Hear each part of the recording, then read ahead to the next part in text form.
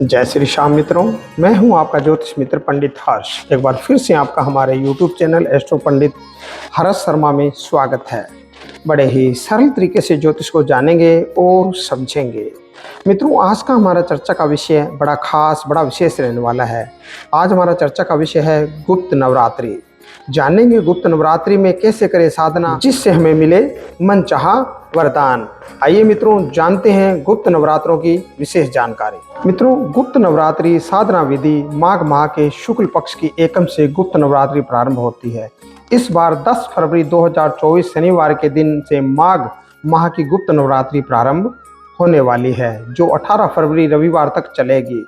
गुप्त नवरात्रि में 10 महाविद्याओं की पूजा और साधना करते हैं। गुप्त नवरात्रि में गुप्त साधनाओं का खासा महत्व रहता है। यदि आप भी करना चाहते हैं साधना, तो जानिए कौन सी साधना तुरंत फलदायी होगी। गुप्त नवरात्रों की देवियां काली, तारा, त्रिपुर सुंदरी, भुवनेश्वरी, छिन्नमस्ता, त्रिपुर भैरवी, धूमावती, बगलामुखी, मातंगी और कमला।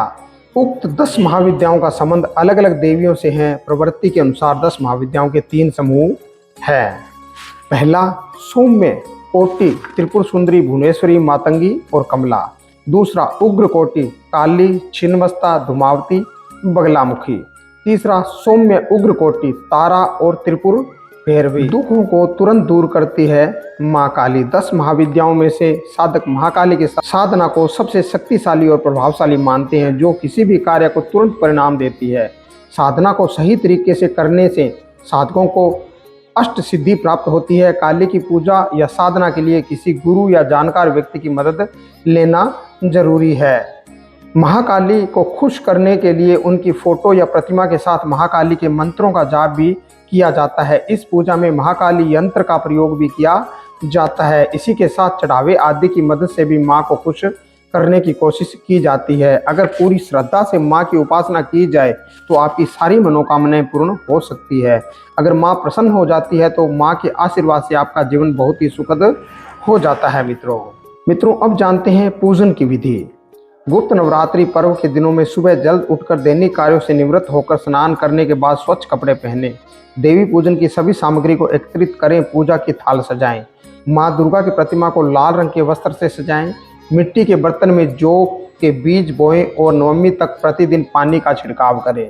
पूर्ण विधि के अनुसार शुभ मुहूर्त में कलश को स्थापित करें। इससे पहले कलश को गंगा जल से भरें, उसके मुख पर आम की पत्तियां लगाएं और उस पर नारियल रखें। फिर कलश को लाल कपड़े से लपेटें और कलावा के माध्यम से उसे बांधें। अब इसे मिट्टी के बर्तन के पास रखते हुए फूल, कपूर, अगरबत्ती, ज्योत के साथ पंचोपचार पूजा करें। पूरे परिवार सहित माता का स्वागत करें, उनका पूजन आरती करके भोग लगाएं और उनके सुख समृद्धि की कामना करें। 9 दिनों तक माँ दुर्गा के मंत्रों का जाप करें। अष्टमी या नवमी को दुर्गा पूजा के बाद 9 कन्याओं का पूजन करें और उन्हें तरह तरह के व्यंजन जैसे पूड़ी, चना, हलवा का भोग लगाएं। गुप्त नवरात्रि अंतिम दिन दुर्गा पूजा के बाद घट विसर्जन करें। माँ की आरती गाएं, उन्हें फूल अक्षत चढ़ाएं और वेदी से कलश को उठाएं। इसी तरह से नवरात्रि के पूरे दिनों में माँ की आराधना करनी चाहिए। माँ काली जीवन रक्षक होती है। माता काली की पूजा या भक्ति करने वालों को माता सभी तरह से निर्भीक और सुखी बना देती है। वे अपने भक्तों को सभी तरह के परेशानियों से मुक्त करती है। लंबे समय से चली आ रही बीमारी को दूर करती है। ऐसी बीमारियां जिनका इलाज संभव नहीं है, वह भी काली की पूजा से समाप्त हो जाती है। काली के पूजक पर काले जादू टोने का प्रभाव नहीं पड़ता है। हर तरह की बुरी आत्माओं से माता काली रक्षा करती है। कर्ज से भी छुटकारा दिलाती है।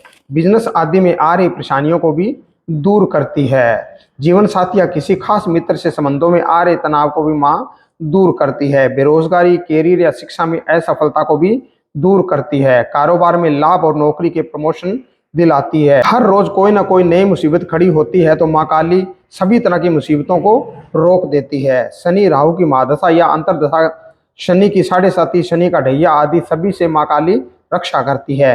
पितृ दोष और काल सर्पयोग दोष जैसे दोषों को भी दूर करती हैं। मित्रों, ये थी विशेष तरह की जानकारी गुप्त नवरात्रों के बारे में और माँ काली का पूजन हम गुप्त नवरात्रों में कैसे करें, इसकी विधिवत जानकारी। इसी तरह की और अन्य जानकारी जानने के लिए जुड़े रहिए हमारे इस चैनल के साथ में। हमारे इस चैनल पर ज्योतिष को बड़े ही सरल भाषा में बताया और समझाया जाता है। आज के लिए बस इतना ही मित्रों। जय श्री श्याम।